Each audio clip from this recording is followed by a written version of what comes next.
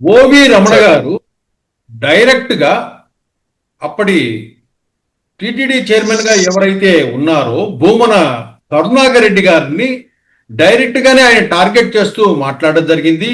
భూమన కరుణాకర్ రెడ్డి గారు ఉన్నప్పుడు స్వామివారికి వచ్చిన ఈ గిఫ్ట్ ఏవైతే ఆభరణాలు ఉన్నాయో వాటిని కొన్ని నెలల పాటు రిజిస్టర్లో ఎంట్రీ చేయకుండా మీడియాలో కథనాలు వచ్చిన తర్వాతే ఆ ఆభరణాలను ఎంట్రీ చేయించారని ఒకటి, అలాగే ఇంకొంతమంది భక్తులు ఇచ్చిన బహుమతుల రూపంలో ఆభరణాలను కూడా వీళ్ళు ఎంట్రీ చేయలేదు అనేసి భక్తుల నుంచి కూడా ఫిర్యాదులు వచ్చాయని కూడా ఆయన చెప్పాడు.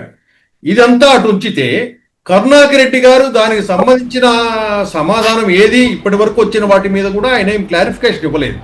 ఆయన ఏమంటాడంటే కరుణాకర్ రెడ్డి గారు, మీరు అరెస్ట్ చేసుకోండి, నేను జైలుకి వెళ్తా, నాకు జైలు ఏం కొత్త కాదు అనేసి అంటుంటాడు. అంటే దీన్ని బట్టి కరుణాకర్ రెడ్డి గారు తప్పు చేశానని ఒప్పుకుంటున్నాడా, లేకపోతే నన్ను అకారణంగా టార్గెట్ చేసి జైలుకు పంపించాలనే ఉద్దేశంతో ఇవన్నీ చేస్తున్నారా అని మనం భావించాలనా?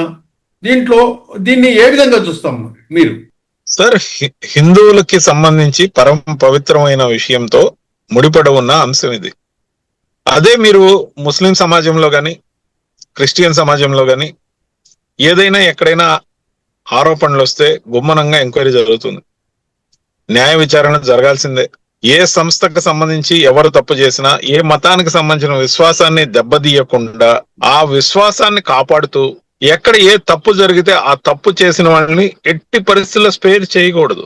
ఈ స్పేర్ చేయని కోణంలో అది భూమన కరుణాకర్ రెడ్డి గారా, ఓవి రమణ గారి ఆరోపణ, లేకపోతే అనేక మంది చేసిన ఆరోపణలు, రకరకాల పేర్లు, కథనాలు ఏవైతే ఉన్నాయో అవన్నీ నిజం ఎప్పటికి నిర్ధారణ అవుతుందో తెలియదు.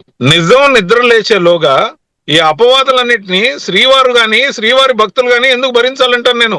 ఒక హిందూగా నా బాధ, ఆందోళన ఒక బీజేపీ సభ్యుడిగానే కాదు, ఒక హిందూ సమాజానికి సంబంధించిన సగటు భక్తుడికి కలిగే ఆవేదన నాకు కూడా కలుగుతుంది. ఇది న్యాయం కాదు, ధర్మం కాదు. మీరు టీటీడీ బోర్డుకు ఒక చైర్మన్ ఉన్నారు, పాత చైర్మన్ల మీద లేకపోతే గతంలో పదవుల్లో ఉన్న వాళ్ళ మీద అనుమానం ఉంటే నిర్దాక్షిణ్యంగా ఎంక్వైరీ చేయండి, ఎంక్వైరీని గోప్యంగా ఉంచండి, సాక్ష్యాధారాలు సేకరించండి.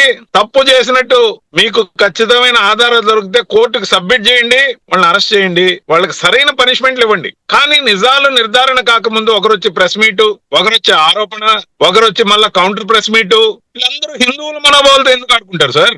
ఎవరిచ్చారు వాళ్ళకి ఈ హక్కు? ఏ తప్పు జరిగినా విచారణ చేయండి.